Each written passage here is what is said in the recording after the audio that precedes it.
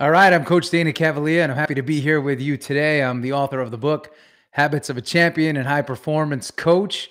And some great advice that I got was from the great Reggie Jackson, Hall of Famer. And he once told me, Dana, you can't get there yet. As I was looking at his Rolex Daytona about 10 years ago in the clubhouse in Boston. And he said, you can't get there yet, but that doesn't mean you can't get there. You just can't get there yet. So be patient and your day will come. I love that. That's great advice. So Reggie Jackson on the straw that stirs the drink, Mr. October. Oh, So yeah.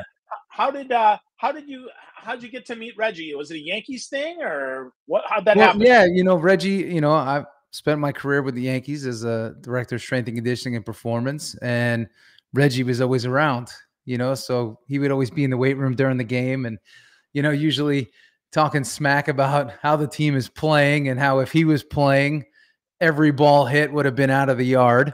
But so that's typical Reggie. But in having him around, we also gave him a nickname, and the nickname was we called him the Humbler because he would walk around and just literally humble people. If he saw anybody acting up, he would humble them, and ask them a question that would pretty much stop them in their tracks. So a lot of guys didn't like that, but a lot of guys appreciated it. And, they found somewhat of a lightning and comic relief when Reggie was around. So he'd always be around. That particular night, it was a Sunday evening in Boston. We were sitting in the manager's office off the clubhouse. And, I said, Reg, that's a nice watch you got there. And he says, it is, isn't it? He goes, this is a Rolex Daytona. And he gave me the year. And I said, how much does something like that cost? And he says, you know what? You can't get there yet. So he sized me up pretty quickly. But he was also encouraging on the other end. I had one of those interesting relationships with Reggie. It started off back in the day. He'd come in the weight room and want to train, and he'd bust my chops about everything. And I had the guy that I worked under when I first began, Jeff Mangold, say, Reg, you can't talk to him like that. And actually from that point forward, he never did. And we actually had a great relationship. So pretty cool how that works.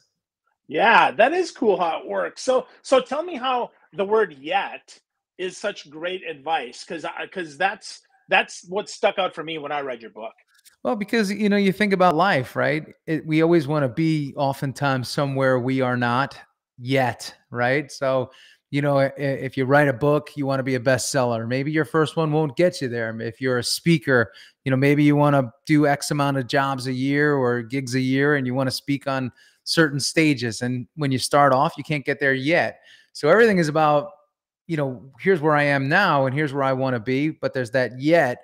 It's not that you can't get there. You may just not be there now. That doesn't mean it's a permanent state. So that's why I put that in there. It was sort of the grand finale, extra bonus of the book, but it's advice that I use myself, and I oftentimes have to remind myself of.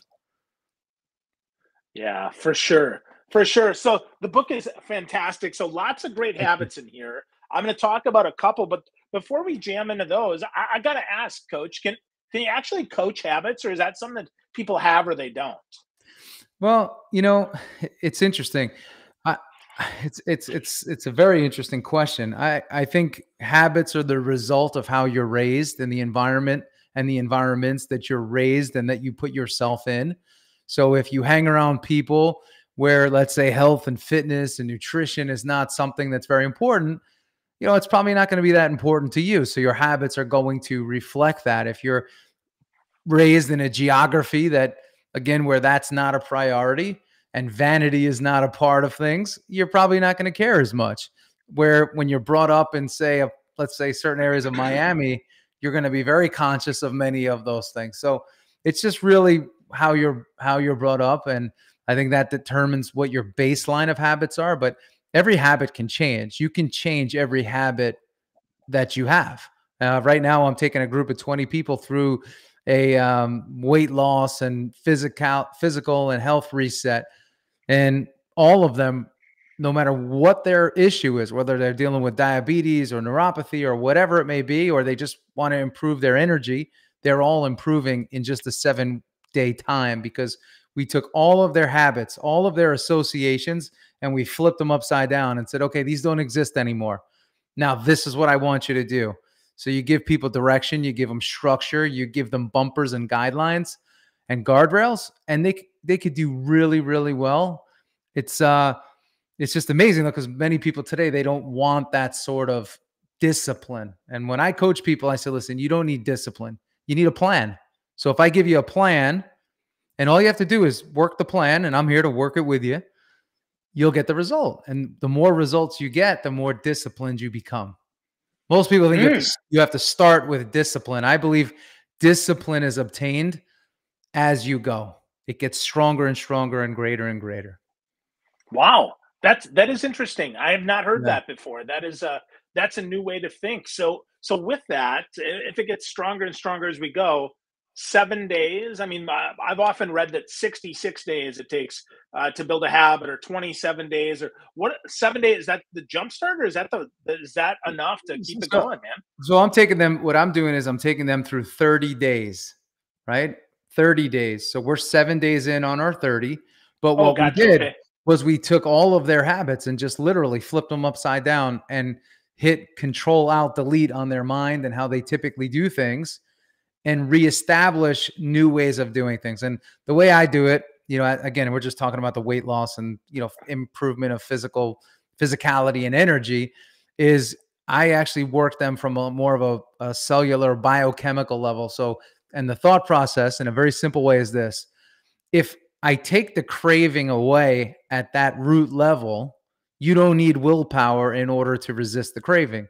Your body won't want it. So let's say sugar and salt are your two most desirable things, and today sugar and salt is usually carbs and, chips and things like that. If I could make you not want them because I've changed your chemistry by giving you more nutrients, you're not going to crave those things. You may see them and say, oh, I used to like chips, but I don't really want it. That's the whole idea here. And then you could do that with most things, right? You could turn most habits upside down just by challenging somebody's current belief structure around those habits. It's like, how many leaders do you meet that are like, oh, millennials, they're horrible? Nobody today. Sure. I hear everybody say this: nobody today wants to work. Well, nobody, that's false, right? And nobody wants to work, that's not true. But we have to stop saying these things because we believe them and we sync them into our operating system and structure. And that's where we have to start turning things over. That's interesting. Yeah. So what comes out of our mouth, what we stick in our head, and who we spend time with, those are important things to do, right? Yeah, those Phil, are the keys. I remember playing the Toronto Blue Jays, right? We go up to Toronto from New York, where our team is stacked. You got Derek Jeter, you got Mark Teixeira, you got A-Rod, you have Jorge Posada, you have all these great hitters. And we were set to face A.J. Burnett, pitcher for the Blue Jays, Roy Halladay, the late Roy Halladay, pitcher for the Blue Jays. These guys were aces. And I remember our team, even these great superstars, saying, we never hit these guys well. We'll probably lose the first 2 games, and we'll have to hammer them on the last game of the series. And I'm like, what? Or we have to jump out early and get them early in order to win. And you know what?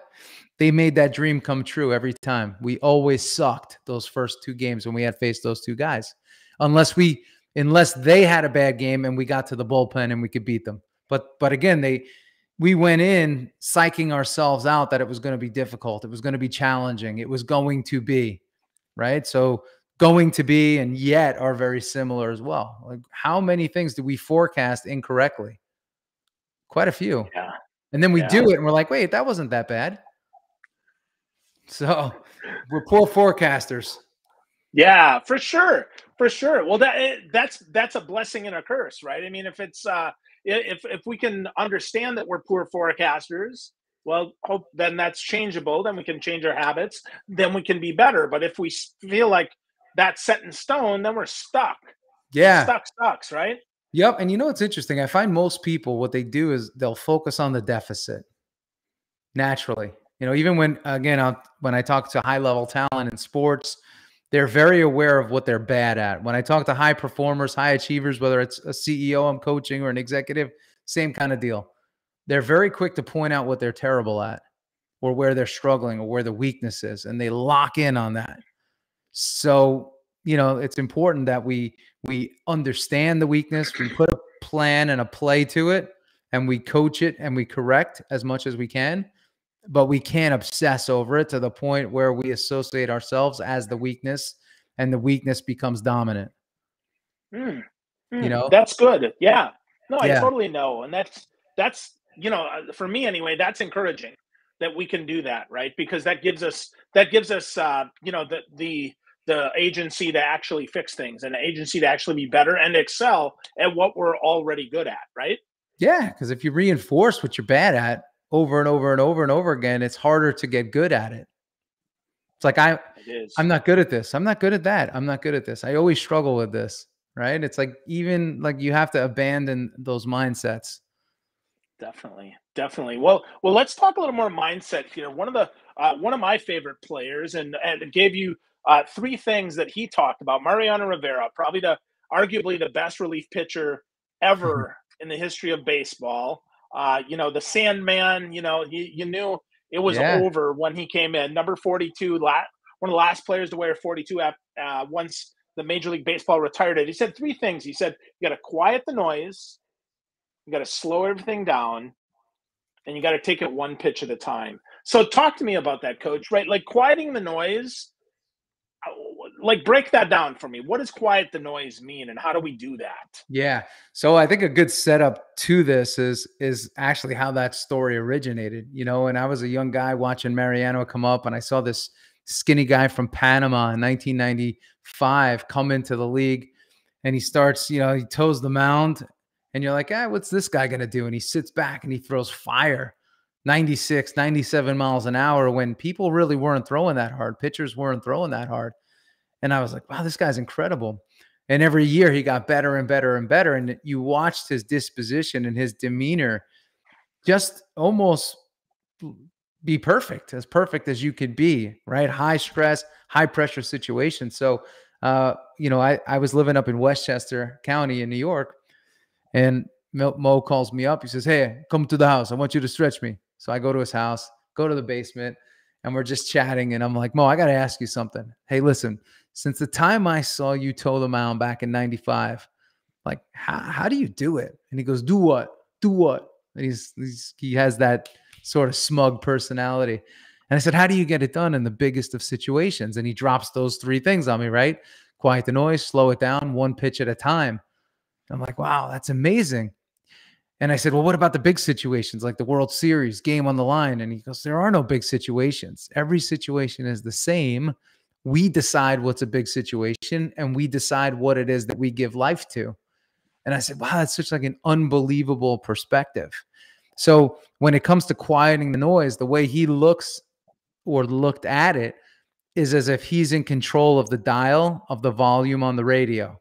So crowd noise may be up, internal noise may be elevating, but he actually believed that he controlled the dial.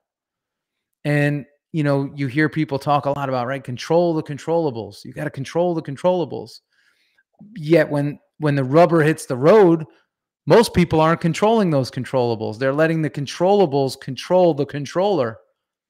And that was a really a mindset that he had that, again, reinforced to myself. Like, I coach these guys, but they coached me as well, that you can be in control of really your just emotional state by controlling what it is that you allow yourself to think and the volume in which you're thinking those things.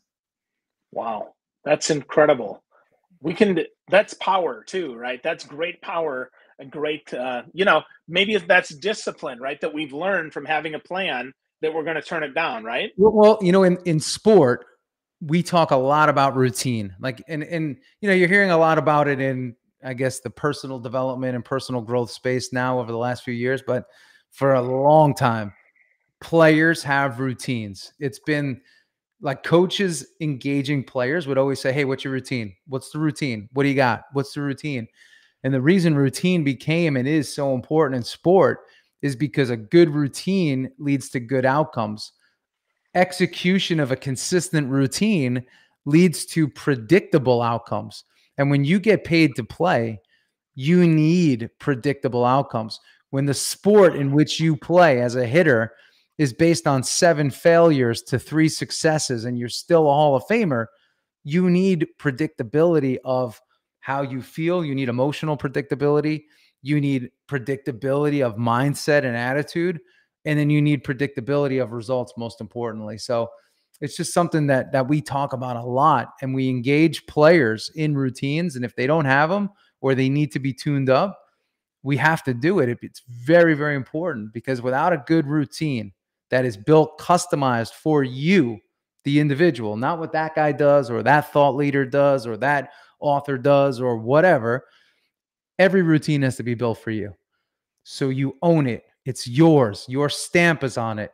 And you know that every piece, every part, and every element of that routine is designed and there to help you get predictable results. And Wow. I see a lot of cross-pollination of routines these days. It's like, oh, I read this in the book. This guy gets up at 4 a.m. So I have to get up at 4 a.m. and then I'll be successful. And I challenge that all the time, because listen, I know billionaires that get up at 9 a.m. not because they're billionaires, because they do their best work between 9 and 7 p.m.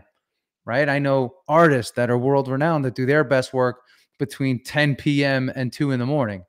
So there are no absolutes here outside of you have to have a routine that is built and customized and designed for you. And then you have to execute the hell out of it. Wow. So how do we get that? How do we get that built, Coach? I mean, do we just have to hire a coach and make that happen? I mean, is there Well, a way that we can do that ourselves and kind of coach ourselves into a routine? I always like to start it. Where are you feeling weak? Not strong. Where are you feeling weakness? And people are, like I said, they're really good at articulating the holes in their game. So if you could build the routine around filling the holes in somebody's game while also giving the strengths attention, that is a great starting point. Because if we know that we worked on the holes in our game, the holes don't become as big, right? And that means our focus isn't shifting there as much. So that's the point of origin. It's like, again, I go to weight loss. I'll go to energy.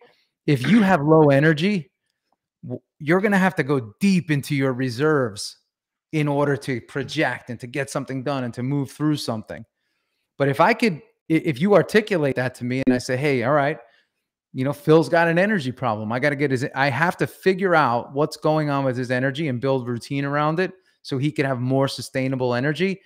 Then he won't have to dip into his reserves. Then he won't be in a fatigue cycle. If I can do that for you and build your routine around that outcome and objective, and now you work it and you get through it and you no longer deal with that, how are you going to perform? Better, more Much better. confidently, right? So the same is true for other parts of your game as well. So we're building routines around the parts of your game that you identify as weak. And then we layer on, we layer on, we layer on. And, I'm very big in what I call micro testing. And micro testing is saying, hey, I'm going to do this. I'm going to test this for 4 weeks. That's why when I said I'm taking this group of 20 through a 30-day program, it's because I'm testing them in a full spectrum for 30 days. I want to see your ability to be consistent. I want to see your ability to prepare. I want to see how you deal with failure. And I also want to see how you deal with success. And here's the modalities that we're going to use and the tools that we're going to use to help you get there. So, but we're testing them all along the way. It's like people say, you should meditate. Okay. In all of my years in being in professional sports, I had never seen one player meditate. It wasn't even a discussion point, okay, with our players. That doesn't mean it's good. It doesn't mean it's bad. It just means not everybody has to do it, and it doesn't work for everybody. When you have a high performance, high octane, testosterone-driven alpha athlete killing machine, right, that's paid to play, paid to win, plays for money, and is ultra competitive, do you know how hard it is to take that person to zero? Next to They impossible. actually Yeah, they may rebel, and zero or complete thought neutrality and slow waves may actually toy with them, which could alter their performance negatively. So I never generalize. And if a player comes to me or an executive comes to me and says, should I do this? First thing I say is, let's test it. You got 4 weeks, but in that 4 weeks, you better be scheduled. You better be consistent, and you better do it with, the intensity and focus that it deserves. And then we make a decision at the end of 4 weeks. If you say this did nothing for me, it's gone. And then we 4 put weeks in place. 4 weeks. Wow. 4-week micro test. 4 weeks. In 4 weeks, you can get a physical result. 4 weeks, you can get an emotional result. 4 weeks is enough time to test something. Awesome. Yeah. Well, let's talk about a couple more habits here, Coach, before we wrap here. So you say that it's important that we are all in, and I'm sure that's important when you're doing these testings. But what does all in mean, and why is that one of your critical things? Yeah. So years ago, I was coaching one of my clients, Brandon Steiner, who started Steiner Sports and Collectibles, big brand, did really well. And before we engaged each other, right, in a working relationship, I was at his office, and he literally slides this rock across the table, and it says "all in." And he said, "If you're all in, I'm all in." And he goes, "You take that rock home." And I was like, that is just really, really good. And it's true. I mean, how many things are we truly all in on? Are we all in on? Most of us are, we're playing with scraps. We're playing with leftovers. We're playing with whatever we have residually, as opposed to, hey, this is what I do and I'm all in on it. We diversify so much. We diversify our energy. We diversify our time. We're almost over diversified, where the concept of all in is like, this is what I do and I'm all in on it. Right? I write books and I'm the best at it, the best I can be at it. Sometimes we can't control whether we're the best ever, right? Because there's a lot that goes into that. But I did my best because I was all in on that. It's just too many times we're kind of in. Again, I always I come from the world of performance. So I always am fascinated with weight loss, right? And physical improvement.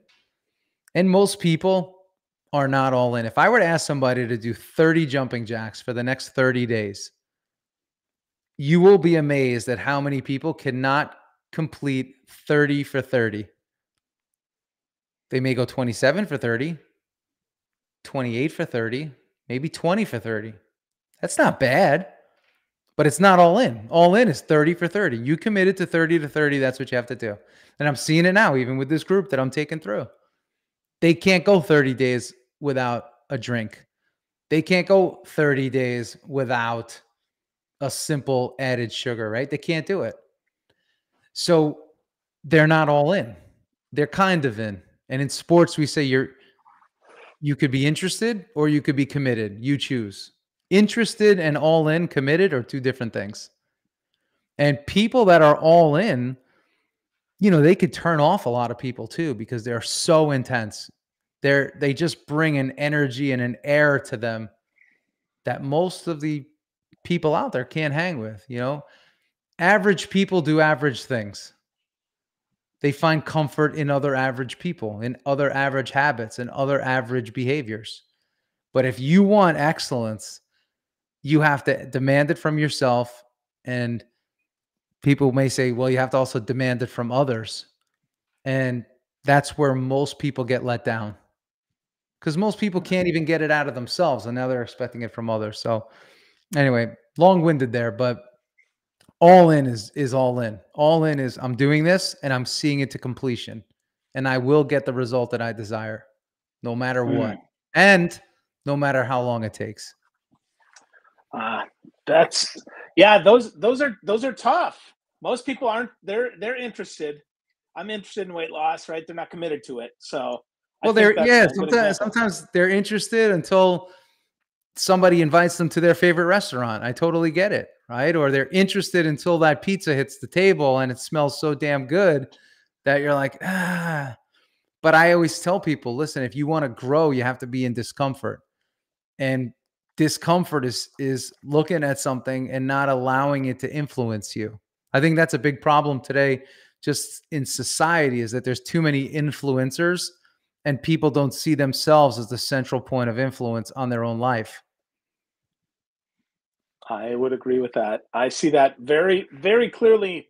Often I see that. So that's strong. So one last habit here, because we could talk all day, Coach. I Yeah. appreciate all you've shared. The book is simple to read, but hard as hell to execute. I'm working through Yeah. it. So thank you for writing it. But let's talk about one maybe that maybe makes people a little more comfortable, but maybe not, as we wrap this up. And that is, off days are off days.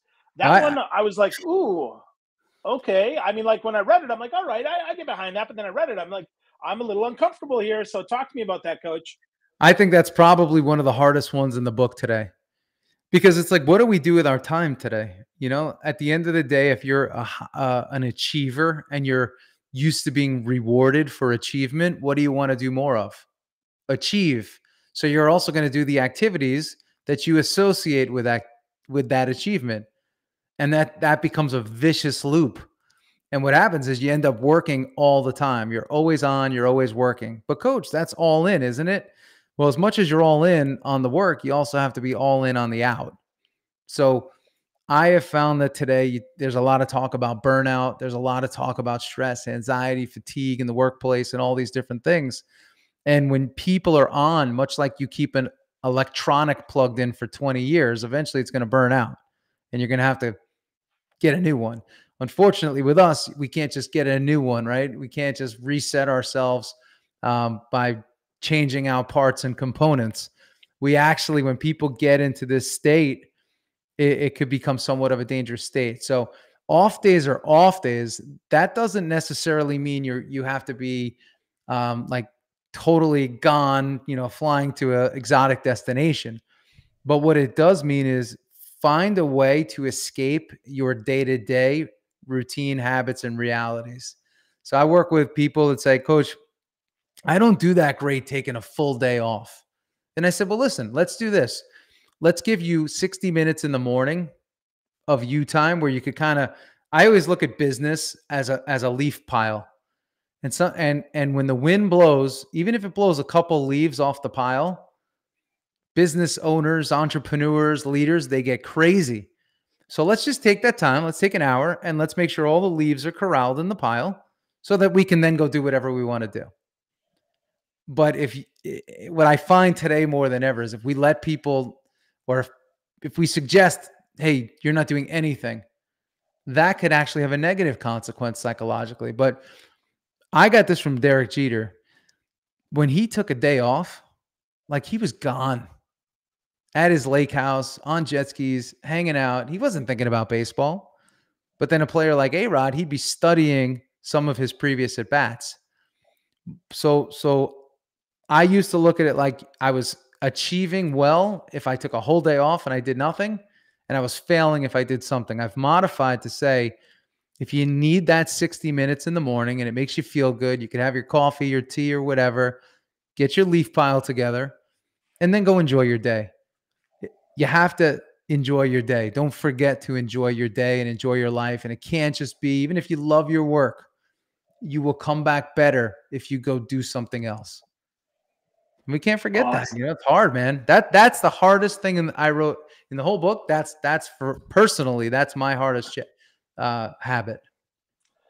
I struggle with that mightily. So that's why when I read that, like I said, I mean, it makes sense. And then I read it, it kind of hit me in the guts. So I appreciate you Yeah. writing that. So it is hard. It is hard. But I also like the 60 minutes in the morning to get our leaf pile together and to get it in order before the house burns down. So Yeah, it that's makes you good. feel good, right? I mean, at the end of the day, just Absolutely. knowing that, okay, I touched it. At least you touched it. Hey, I put my hand on it.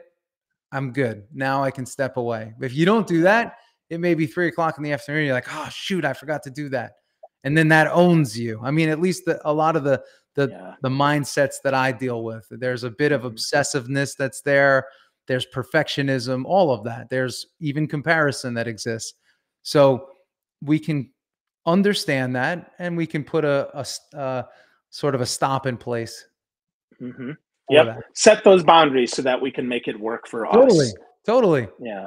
I like that. I like Yeah. that. So I got to ask you a baseball question, Coach, Okay, let's do it. before we get you out of here. And that is, so I know you've worked with some of the best, but is there one guy who had amazing habits that you're surprised didn't turn into a Hall of Famer, maybe because they got injured or something happened to them that they didn't become who you expected, who you thought they might be possible?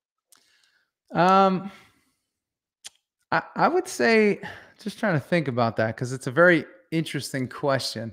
Um, there was some minor league players that you've seen that with that they have all the potential in the world, but they just screw it up. And what happens? Like, I'll give you there was a player that most people won't know, but his name is Slade Heathcott, and he was a first round draft pick. I think he got signed for like $5.5 million with the Yankees. So when he came to training camp, he decided that he was going to make his own T-shirt, and the T-shirt said 5.5 on it. So great talent from Texas, fast, could hit for power, rocket arm, all of it. But he couldn't overcome his own, really his own desire to be seen and heard, but not for being a great player. He just wanted to be seen and heard. Another player, and that's the same story, but he made it to the big leagues, is Jabba Chamberlain. Yeah. Same type of thing, tremendous talent through 102, 103, but the lifestyle got the best of him, and he wasn't willing to do the work and instill the right habits within himself. He just loved the spotlight and being known as Jabba. Like, it was the Yankees, and then there was Jabba. And he was a great guy. I mean, I enjoyed coaching him, but he had an affinity for the spotlight, and that hijacked his trajectory. And I remember this story. We were at the All-Star game was in New York City. So I'm with our equipment guy, Rob Kakuza, and I'm with Derek Jeter. And we take a look over, and we see Jabba Chamberlain dancing at a table at the Roseland Ballroom. And Derek goes, "Hey, you see that guy over there?" I said, "Who, Jabba?" He goes, "Yeah." He goes, "He's going to be playing for the Kansas City Royals in the next 5 years." And sure enough, he wasn't on our team in the next 5 years. So it's easy to see players that get so caught up. And it's also easy to see, even in the world of business, or you look at social media, you see people that they're getting so caught up in the lifestyle that they're forgetting to execute on the fundamentals that create excellence in terms of results. So, Yeah. you got to find that balance. Definitely. So, Coach, great book. Congratulations. Thank Habits of a you. Champion. It's a fantastic book. If you're going to take us home here with one thing that we can do today to get us started on the path to being a better champion, what would that be? Man, that's a big question. But the one thing I would say is you have to start. Just start. Like, the way I begin everything is by jumping in. Like, jump in, make the mistakes, correct the mistakes, and jump in again. So you're constantly buying yourself back in as you're failing, only to succeed. And then you'll fail, and then you succeed. But it is the ability to jump in, right, and embrace failure, right? Those 7 times you get out for the 3 times you get a hit. So you have to start, though. And nobody becomes a champion on the sidelines, and nobody becomes a champion by reading books, right? You become that champion by getting in the game. You got to get in the game, and sometimes you get hit with the ball. Sometimes somebody throws at your head. Sometimes, you hit the ball hard, but it's an out. You can't let any of that get you down. It's just, and it sucks. And I go through it myself. I have these days where I feel like I'm manic, and it's like, what the heck, man? I'm doing what I'm supposed to do, and the ball's not moving, right? I'm not moving it down the field. But I always remember a talk I had with Mark Teixeira, our first baseman, and he was struggling. He wasn't getting hits, and he was really sucking. And I said, Tex, what are you going to do differently? And he said, nothing. I'm just going to keep executing on my play. I'm going to keep executing on my routine. The results will be there. And, you know, Phil, hey, sometimes the well's a little bit dry and sometimes it's nice and wet. So it doesn't mean when it dries up that you should just stop doing everything or do everything different, right? You may tweak something, but no drastic changes. But jump in, play the game, and challenge yourself every day. Absolutely. Keep doing the work. Because if you got a good process, as you mentioned before, right? If I've got a good plan, work the plan, even though some days it doesn't work, right? Yeah, it's not always going to work. It's over time, right? It's that success over time principle. And you look back on what you did the last 5 years and you say, hey, you know what? Out of those 5 years, I may have had 30 months that were complete dog shit. But you know what? The rest of those months, right? I did pretty good. Absolutely. Absolutely. Well, Coach, great insight. Friends, if you're listening, if you're watching, check out Dana, right? DanaCavalea.com. Check him out. He's got a great blog there. Lots of great insight. He's on LinkedIn. And get the book, Habits of a Champion. Dana, thanks so much for your time today.